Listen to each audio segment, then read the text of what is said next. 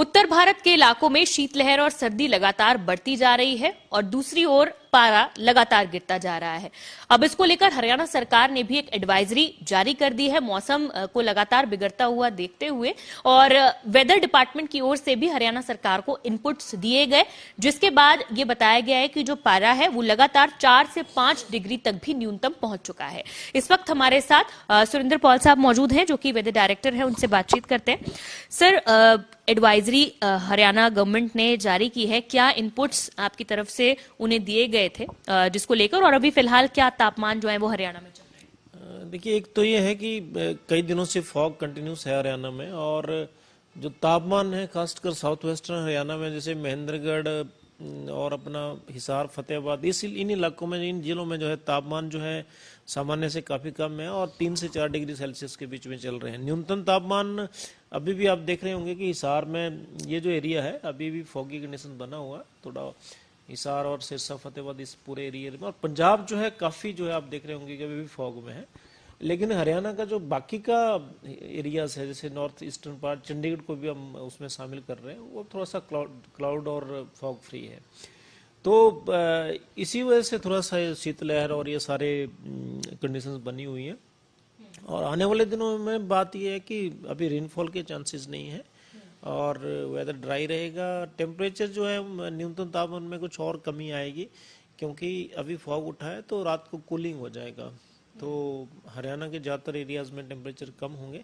अगर हम पंजाब की बात करें तो पंजाब में भी ये वेस्टर्न एरिया जो है, भटिंडा, फजीलका, फरीदकोट, इन इलाकों में टेम्परेचर जो है 4 से 5 डिग्री सेल्सियस के बीच में चल रहा है। तो कुल मिला के स्थिति ये है कि कोल्ड वेव और कोल्ड डे कंडीशंस कुछ पॉकेट्स में बनी हुई है, और फॉग जो है लेट नाइट और अर्ली मॉर्निंग बड़ा कंटिन्यूस प्रोसेस है, लगातार हो रही है और ये आने वाले दिनों में कंटिन्यू करेंगी 7 से 8 दिन।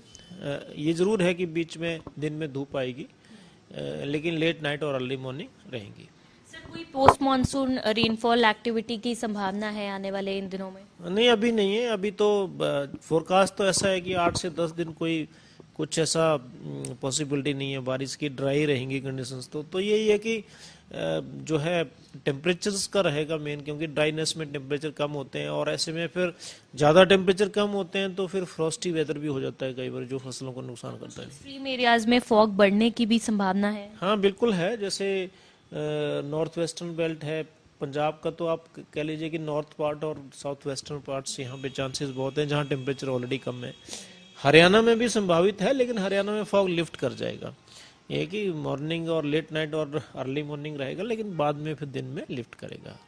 जी वही सर, क्योंकि एडवाइजरी भी जारी की गई है, तो अभी आप क्या लोगों से कहना चाहेंगे सर्दी से बचाव को लेकर? एडवाइजरी के अनुरूप क्या कुछ लोगों को करना चाहिए? एक तो सबसे इम्पोर्टेंट तो यही है कि जब हम ट्रेवल करते हैं, फॉग में ऑफिस जाते हैं या कोई दूसरे ट्रेवल से निकलते हैं, तो अर्ली मॉर्निंग और लेट नाइट थोड़ा उसमें ध्यान रखिएगा कि अपना उसको कम्यूट करना है तो थोड़ा सा प्रिकॉशन कर लें, अपनी भी लें और लोगों के भी लें, और फॉग लाइट्स वगैरह का यूज़ करें, क्योंकि अचानक फॉग आ जाता है। एक तो ये दूसरी बात ये है कि आपको जो है इसके साथ साथ में हेल्थ वाइज भी थोड़ा सा ध्यान रखना, एक्सपोज नहीं होना। तीसरी अगर क्रॉप्स को लेके है, लेकिन क्रॉप्स के लिए तो अभी कोई ज़्यादा अभी नुकसान नहीं है। सिर्फ ये देखना है कि तापमान जो है 4 डिग्री से नीचे ना जाए। जहाँ भी जाएंगे लगातार टेम्परेचर्स, वहाँ पे फ्रॉस्टी हो जाता है, एक तरह से जो भी मॉइस्चर होता है वो जम जाता है, वो फसलों को नुकसान करता है। ये कुछ चीज़ें हैं जो हमें ध्यान रखनी है।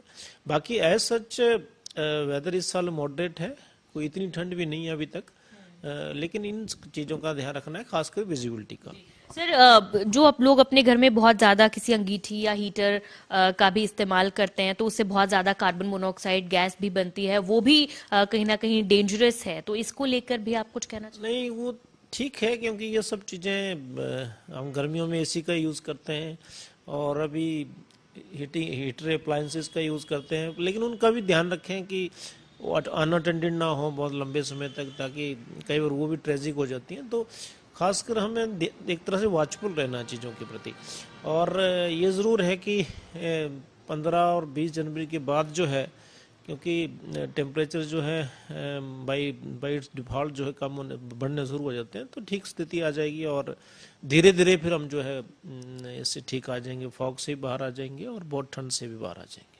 बहुत शुक्रिया सर बातचीत करने के लिए। तो मौसम विभाग के निदेशक सुरेंद्र पॉल साहब बातचीत कर रहे थे और उन्होंने कहा है कि 15-16 जनवरी के बाद जो तापमान है वो थोड़ा बढ़ना शुरू हो जाएगा और फॉग से और शीतलहर से भी निजात मिलनी शुरू हो जाएगी। लेकिन प्रॉपर जो एडवाइजरी गवर्नमेंट की तरफ से, वेदर डिपार्टमेंट की तरफ से लगातार उनके पोर्टल पर भी जारी की जाती है। तो फिलहाल चूंकि आने वाले 7 से 8 दिनों में फॉग जो है उसके बढ़ने की भी संभावना है और शीतलहर भी लगातार जारी रहेगी, इसलिए लोगों से अपील की गई है कि वो अपने प्रॉपर प्रिकॉशंस लें ताकि ठंड से बचाव हो सके और फॉग से जो एक्सीडेंट्स या इस तरह की घटनाएं होती हैं उनसे भी बचा जा सके। कैमरा पर्सन जतिन के साथ साक्षी शर्मा, इंडिया न्यूज हरियाणा, चंडीगढ़।